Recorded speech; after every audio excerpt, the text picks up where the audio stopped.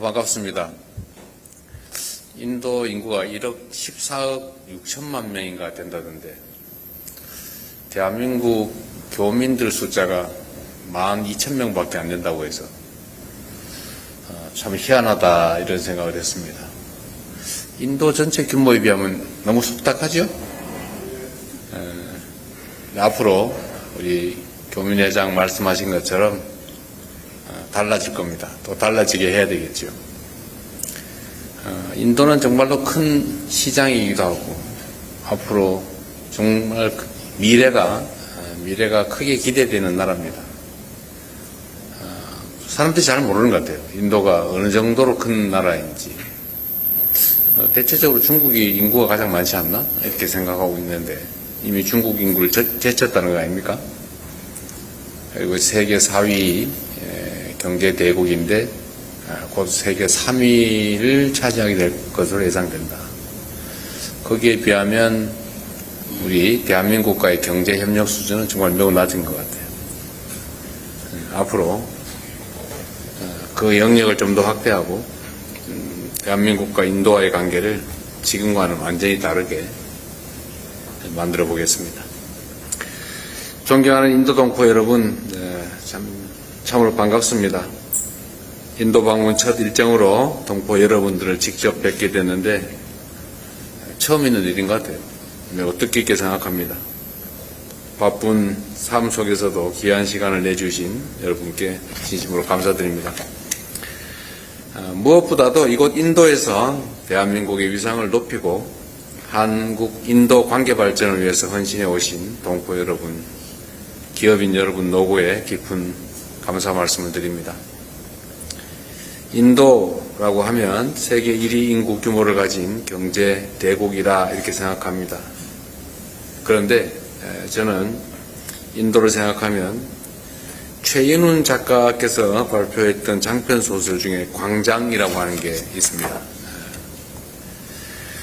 저도 그걸 읽어봤는데 그 소설에 한국전쟁 직후인 1950년대 내용이 나오죠. 그리고 남북분단 비극 속에서 제3국을 택한 우리 대한민국 전체 한반도에 살아가던 그 특정한 사람들의 얘기가 나옵니다. 그리고 선박 이름이 또 타고르호였다고 해요. 실제로 이게 소설이 아니고 우리 대한민국 한반도에 사는 사람들이 마주했던 분단의 아픔을 반영한 참혹한 현실이었죠. 이게 지금 자료상으로 76명이 왔다고도 하고 88명이 왔다고도 하는데 진짜 몇 명인지 모르겠어요. 여러분도 혹시 아세요? 이 자료에 보면 88명이라고 그러고 저기 보면 76명이라고 그러고 정확하지가 않은 모양입니다. 그런데 여하튼 소위 전쟁포로들이 북한, 남한 둘 다 아니고 제3국을 선택해서 그 대표적인 제3국인 인도로 왔다고 합니다.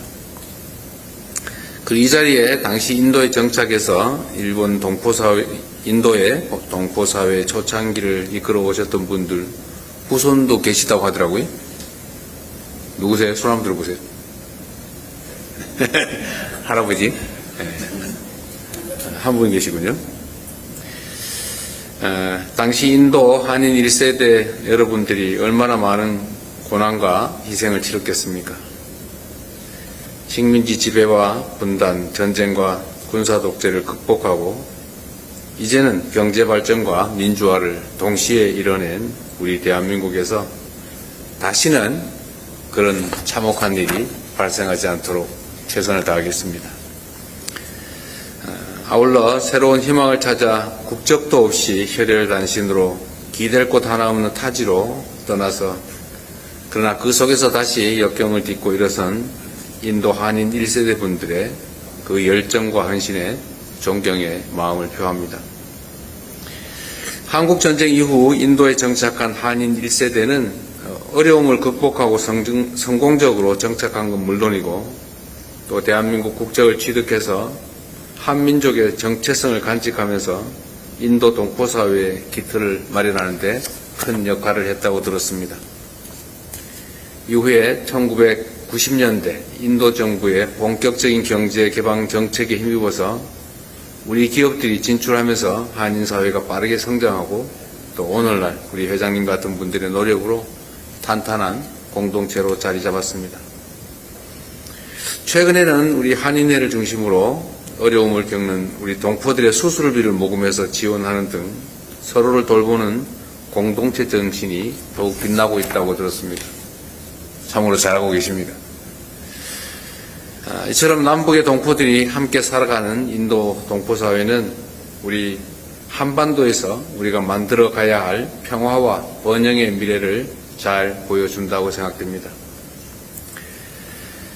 한국과 인도는 1973년에 수교했습니다. 정치, 경제, 문화 등 다양한 분야에서 협력을 확대해왔고 2015년 특별 전략적 동반자 관계를 수립한 이후에 우리 양국 관계가 상당 정도 발전해오고 있습니다. 그러나 사실 말씀드렸던 것처럼 그렇게 크게 확장되지는 못했습니다.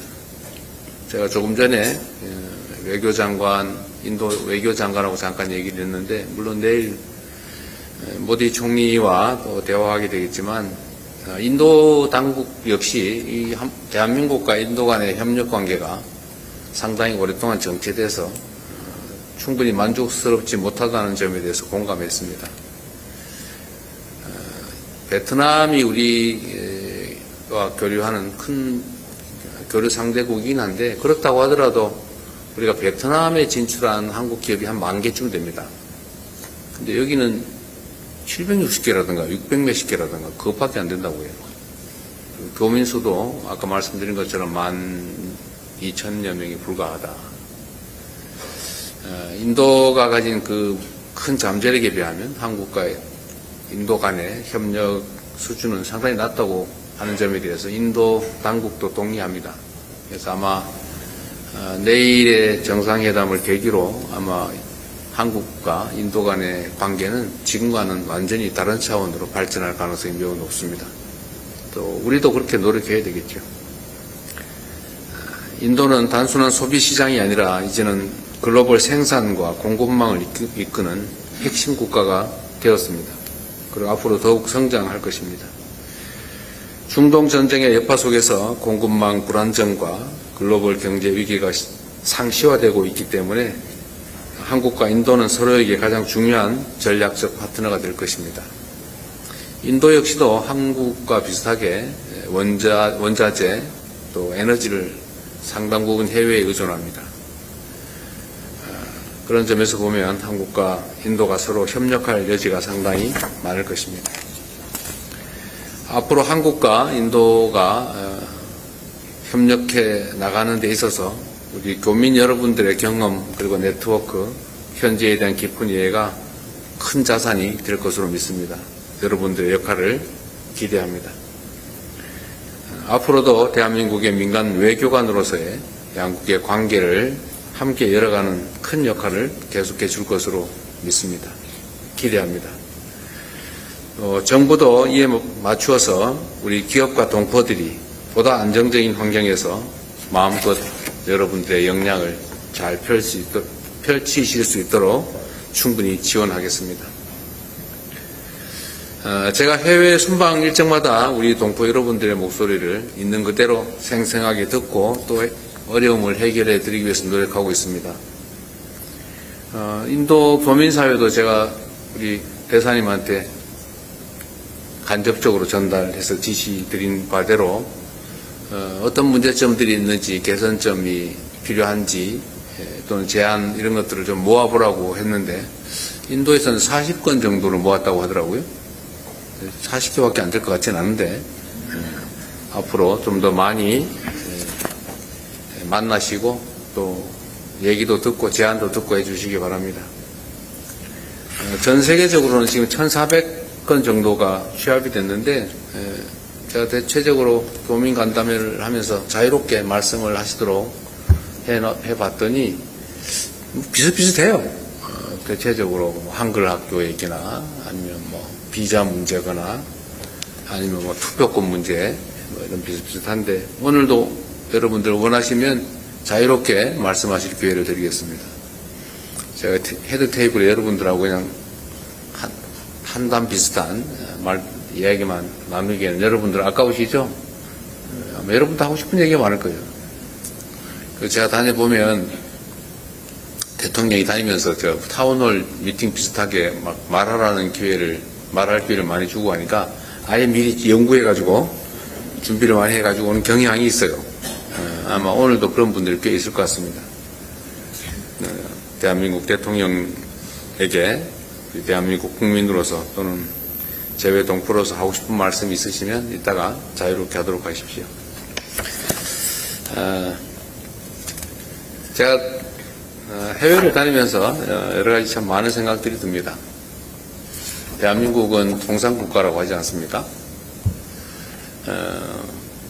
대외 무역, 대외 거래를 하지 않으면 살아남을 수 없는 나라입니다. 그러면 사실 외교도 매우 중요하고 또 그 속에서 현지에서 직접 다른 나라와 연결하는 교민들, 동포들의 역할이 매우 큽니다. 또 여러분들이 가지는 인상이 아마 여러분도 인도 사람들 많이 대할 텐데 인도 사람들이 여러분 볼 때마다 한국이 딱 떠오를 거예요. 요즘은 아마 여러분들 보기만 하면 노래해봐라 그럴 가능성이 많죠. 그렇게 이미지가 아마 떠오를 겁니다. 또 반대로 얘기하면 여러분들이 대한민국의 얼굴이기도 하죠. 저는 우리 대한민국이 가지고 있는 여러 역량들이 있는데 그중에 해외에 나가 있는 우리 재외 국민들 또 해외에 진출한 기업들 국적은 없지만 대한민국 국민의 피가 흐르는 재외 동포들의 이 자산이라고 할까? 역할이 정말로 크다고 생각해요.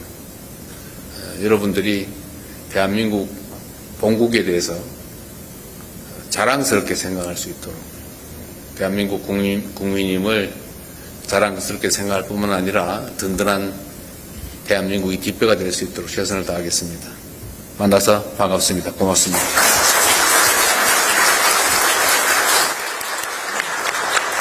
네, 우리 인도 동포들에 대한 공감 어린 격려와 동포 사회의 성장을 위한 응원의 말씀 잘 들었습니다. 감사합니다. 다음으로 박일돈 민주평통 서남아 협의회장께서 건배를 제의해 주시겠습니다.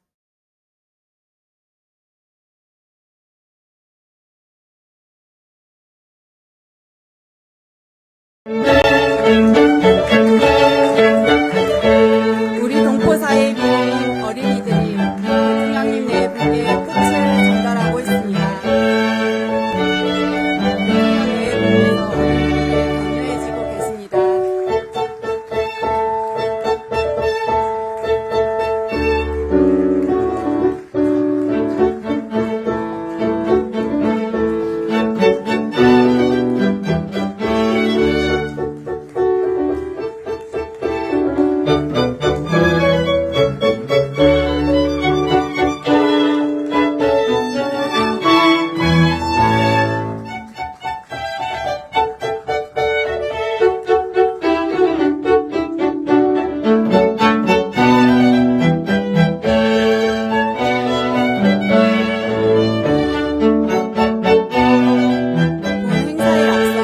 국민의례가 있겠습니다. 국민의례는 애국가 반주에 맞춰 국기에 대한 경례를 하겠습니다. 모두 단상에 위치한 국기를 향해 서주시기 바랍니다.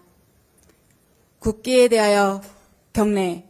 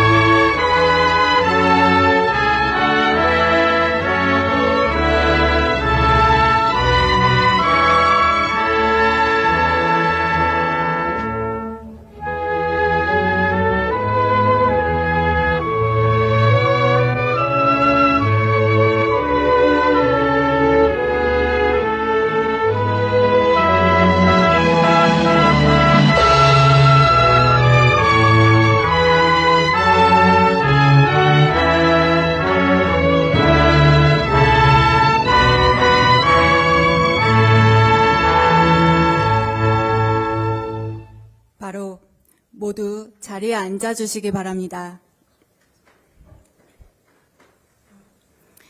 지금부터 인도 동포 간담회를 시작하겠습니다. 안녕하십니까. 저는 오늘 행사의 사회를 맡게 된 조혜정입니다.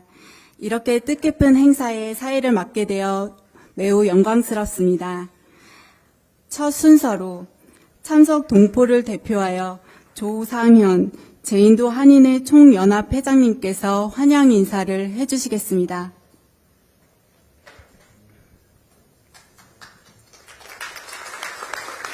대통령님, 그리고 교민 여러분 안녕하십니까.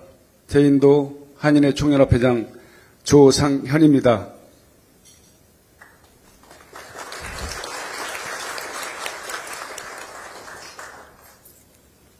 인도 전역 동포사회를 대표하는 8개 지역 한인 회장님들, 그리고 각계 대표로 참석하신 교민 여러분들과 함께 대통령님의 인도 국빈 방문을 진심으로 환영합니다. 여러분, 뜨거운 박수로 우리 이재명 대통령님 네 분을 환영해 주시기 바랍니다.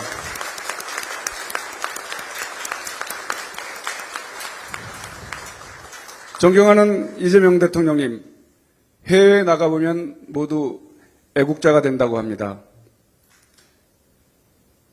인도 한인사회를 비롯한 대다수 재국민들은 2024년 12월 3일 밤 계엄으로 촉발된 조국 대한민국의 위기 상황을 접하고 단 하루도 편히 잠든 날이 없었습니다. 그뿐만 아니라 그 분노와 부끄러움에 팔아른 재국민의 몫이었습니다. 절대 다수의 국민 편에서 슬기롭게 내란을 극복하고 특히 해외에서도 더 이상 창피한 대통령이 아닌 자랑스러운 대통령이 되셔서 우리 인도를 방문해 주신 대통령 참으로 영광스럽고 자랑스럽고 감사하게 생각합니다. 존경하는 대통령님, 대통령님의 업무 스타일을 고려할 때 인도에 대해서 상당 부분 파악하고 오셨을 것으로 짐작되기 때문에 일반적인 소개나 수치 중심의 설명을 생략하고 인도 현지의 한류와 관련된 현장 분위기를 중심으로 간략하게 환영사에 보탤까 합니다. 인도는 다른 나라에 비해 늦은 감이 있지만 K-팝, K-드라마, K-푸드 등의 한류가 빠르게 확산되고 있고 젊은 층을 중심으로 한류가 소비되고 있으며 더불어 한국 문화에 대한 관심이 갈수록 높아지고 있습니다. 많은 사람들이 한류를 체험하기 위해 현지 한국 식당을 찾고 한국 여행을 가고 싶어 합니다. 한류가 자리 잡기 쉽지 않은 완고하고 보수적인 인도의 분위기가 빠르게 변하고 있다고 볼 수 있겠습니다. 이런 흐름 속에서 진출 기업들과 업종을 망라한 중소상공인들 역시 인도 시장에서 성과를 확대해 나가고 있으며 중산층을 비롯한 소비계층에서는 한국 제품에 대한 신뢰도가 상당히 높습니다. 대통령님, 대통령께서는 취임사에서 외교의 지평을 넓히고 국제적 위상을 높여 대한민국 경제 영토를 확장해 나가겠다고 하셨습니다.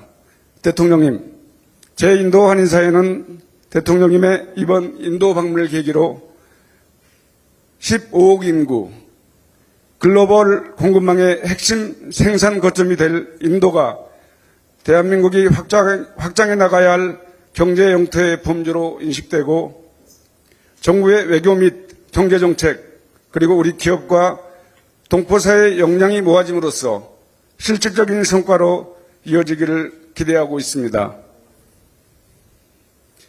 사랑하는 이재명 대통령님, 대통령께서는 꽤 오래전 상대원 시장 연설에서 이재명이 하는 모든 일은 우리 서민들의 삶과 이재명의 참혹한 삶이 투영되어 있다고 하셨습니다. 그리고 대통령이 되셔서 실제로 국민의 삶을 가장 중심에 두고 국정을 운영하시는 것을 인도에서나마 미디어를 통해서 매일 접하고 있습니다. 대통령님의 고단했던 재난 삶을 위로드리며 지금 하시는 모든 일에 박수를 보내며 응원합니다. 우리 대한민국 국민과 대통령님 네 분의 앞날에 무궁한 영광과 건강과 안전이 함께하기를 희망하며 대통령님 네 분의 인도 방문을 다시 한번 환영합니다. 감사합니다. 네, 조상현 회장님의 따뜻한 환영의 말씀 감사합니다. 다음은 대통령님께서 동포 여러분들께 따뜻한 격려의 말씀을 전하시겠습니다. 대통령님을 무대로 모시겠습니다.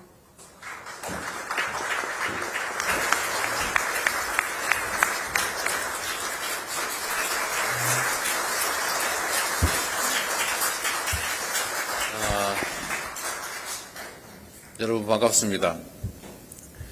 인도 인구가 1억 14억 6천만 명인가 된다던데 대한민국 교민들 숫자가 12,000명밖에 안 된다고 해서 참 희한하다 이런 생각을 했습니다. 인도 전체 규모에 비하면 너무 속닥하죠? 앞으로 우리 교민회장 말씀하신 것처럼 달라질 겁니다. 또 달라지게 해야 되겠죠. 인도는 정말로 큰 시장이기도 하고 앞으로 정말 미래가 크게 기대되는 나라입니다. 사람들이 잘 모르는 것 같아요. 인도가 어느 정도로 큰 나라인지. 대체적으로 중국이 인구가 가장 많지 않나? 이렇게 생각하고 있는데 이미 중국 인구를 제쳤다는 거 아닙니까? 그리고 세계 4위 경제 대국인데 곧 세계 3위를 차지하게 될 것으로 예상된다. 거기에 비하면 우리 대한민국과의 경제 협력 수준은 정말 매우 낮은 것 같아요. 앞으로 그 영역을 좀 더 확대하고 대한민국과 인도와의 관계를 지금과는 완전히 다르게 만들어 보겠습니다. 존경하는 인도 동포 여러분, 참으로 반갑습니다. 인도 방문 첫 일정으로 동포 여러분들을 직접 뵙게 됐는데 처음 있는 일인 것 같아요. 매우 뜻깊게 생각합니다. 바쁜 삶 속에서도 귀한 시간을 내주신 여러분께 진심으로 감사드립니다. 무엇보다도 이곳 인도에서 대한민국의 위상을 높이고 한국-인도 관계 발전을 위해서 헌신해 오신 동포 여러분, 기업인 여러분 노고에 깊은 감사 말씀을 드립니다. 인도라고 하면 세계 1위 인구 규모를 가진 경제 대국이라 이렇게 생각합니다. 그런데 저는 인도를 생각하면 최인훈 작가께서 발표했던 장편 소설 중에 광장이라고 하는 게 있습니다. 저도 그걸 읽어봤는데 그 소설에 한국전쟁 직후인 1950년대 내용이 나오죠. 그리고 남북분단 비극 속에서 제3국을 택한 우리 대한민국 전체 한반도에 살아가던 그 특정한 사람들의 얘기가 나옵니다. 그리고 선박 이름이 또 타고르호였다고 해요. 실제로 이게 소설이 아니고 우리 대한민국 한반도에 사는 사람들이 마주했던 분단의 아픔을 반영한 참혹한 현실이었죠. 이게 지금 자료상으로 76명이 왔다고도 하고 88명이 왔다고도 하는데 진짜 몇 명인지 모르겠어요. 여러분도 혹시 아세요? 이 자료에 보면 88명이라고 그러고 저기 보면 76명이라고 그러고 정확하지가 않은 모양입니다. 그런데 여하튼 소위 전쟁포로들이 북한, 남한 둘 다 아니고 제3국을 선택해서 그 대표적인 제3국인 인도로 왔다고 합니다. 그리고 이 자리에 당시 인도에 정착해서 일본 인도의 동포사회 초창기를 이끌어 오셨던 분들 후손도 계시다고 하더라고요. 누구세요? 손 한번 들어보세요. 할아버지. 한 분 계시군요. 당시 인도 한인 1세대 여러분들이 얼마나 많은 고난과 희생을 치렀겠습니까? 식민지 지배와 분단, 전쟁과 군사 독재를 극복하고 이제는 경제 발전과 민주화를 동시에 이뤄낸 우리 대한민국에서 다시는 그런 참혹한 일이 발생하지 않도록 최선을 다하겠습니다. 아울러 새로운 희망을 찾아 국적도 없이 혈혈단신으로 기댈 곳 하나 없는 타지로 떠나서 그러나 그 속에서 다시 역경을 딛고 일어선 인도 한인 1세대 분들의 그 열정과 헌신에 존경의 마음을 표합니다. 한국전쟁 이후 인도에 정착한 한인 1세대는 어려움을 극복하고 성공적으로 정착한 건 물론이고 또 대한민국 국적을 취득해서 한민족의 정체성을 간직하면서 인도 동포사회의 기틀을 마련하는 데 큰 역할을 했다고 들었습니다. 이후에 1990년대 인도 정부의 본격적인 경제 개방 정책에 힘입어서 우리 기업들이 진출하면서 한인 사회가 빠르게 성장하고 또 오늘날 우리 회장님 같은 분들의 노력으로 탄탄한 공동체로 자리 잡았습니다. 최근에는 우리 한인회를 중심으로 어려움을 겪는 우리 동포들의 수술비를 모금해서 지원하는 등 서로를 돌보는 공동체 정신이 더욱 빛나고 있다고 들었습니다. 참으로 잘하고 계십니다. 이처럼 남북의 동포들이 함께 살아가는 인도 동포사회는 우리 한반도에서 우리가 만들어 가야 할 평화와 번영의 미래를 잘 보여준다고 생각됩니다. 한국과 인도는 1973년에 수교했습니다. 정치, 경제, 문화 등 다양한 분야에서 협력을 확대해왔고 2015년 특별 전략적 동반자 관계를 수립한 이후에 우리 양국 관계가 상당 정도 발전해오고 있습니다. 그러나 사실 말씀드렸던 것처럼 그렇게 크게 확장되지는 못했습니다. 제가 조금 전에 인도 외교장관하고 잠깐 얘기를 했는데 물론 내일 모디 총리와 또 대화하게 되겠지만 인도 당국 역시 대한민국과 인도 간의 협력 관계가 상당히 오랫동안 정체돼서 충분히 만족스럽지 못하다는 점에 대해서 공감했습니다. 베트남이 우리와 교류하는 큰 교류 상대국이긴 한데 그렇다고 하더라도 우리가 베트남에 진출한 한국 기업이 한 10,000개쯤 됩니다. 근데 여기는 760개라든가 600몇십 개라든가 그것밖에 안 된다고 해요. 교민 수도 아까 말씀드린 것처럼 12,000여 명이 불과하다. 인도가 가진 그 큰 잠재력에 비하면 한국과 인도 간의 협력 수준은 상당히 낮다고 하는 점에 대해서 인도 당국도 동의합니다. 그래서 아마 내일의 정상회담을 계기로 아마 한국과 인도 간의 관계는 지금과는 완전히 다른 차원으로 발전할 가능성이 매우 높습니다. 또 우리도 그렇게 노력해야 되겠죠. 인도는 단순한 소비 시장이 아니라 이제는 글로벌 생산과 공급망을 이끄는 핵심 국가가 되었습니다. 그리고 앞으로 더욱 성장할 것입니다.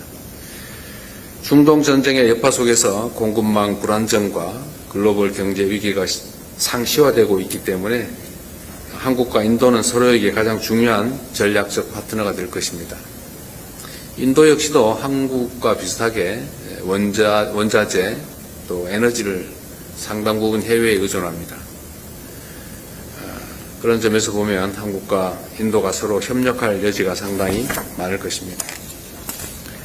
앞으로 한국과 인도가 협력해 나가는 데 있어서 우리 교민 여러분들의 경험 그리고 네트워크, 현지에 대한 깊은 이해가 큰 자산이 될 것으로 믿습니다. 여러분들의 역할을 기대합니다. 앞으로도 대한민국의 민간 외교관으로서의 양국의 관계를 함께 열어가는 큰 역할을 계속해 줄 것으로 믿습니다. 기대합니다. 정부도 이에 맞추어서 우리 기업과 동포들이 보다 안정적인 환경에서 마음껏 여러분들의 역량을 잘 펼치실 수 있도록 충분히 지원하겠습니다. 제가 해외 순방 일정마다 우리 동포 여러분들의 목소리를 있는 그대로 생생하게 듣고 또 어려움을 해결해 드리기 위해서 노력하고 있습니다. 인도 교민사회도 제가 우리 대사님한테 간접적으로 전달해서 지시 드린 바대로 어떤 문제점들이 있는지 개선점이 필요한지 또는 제안 이런 것들을 좀 모아보라고 했는데 인도에서는 40건 정도를 모았다고 하더라고요. 40개밖에 안 될 것 같지는 않은데 앞으로 좀 더 많이 만나시고 또 얘기도 듣고 제안도 듣고 해주시기 바랍니다. 전 세계적으로는 지금 1,400건 정도가 취합이 됐는데 제가 대체적으로 교민 간담회를 하면서 자유롭게 말씀을 하시도록 해봤더니 비슷비슷해요. 대체적으로 한글 학교 얘기나 아니면 뭐 비자 문제거나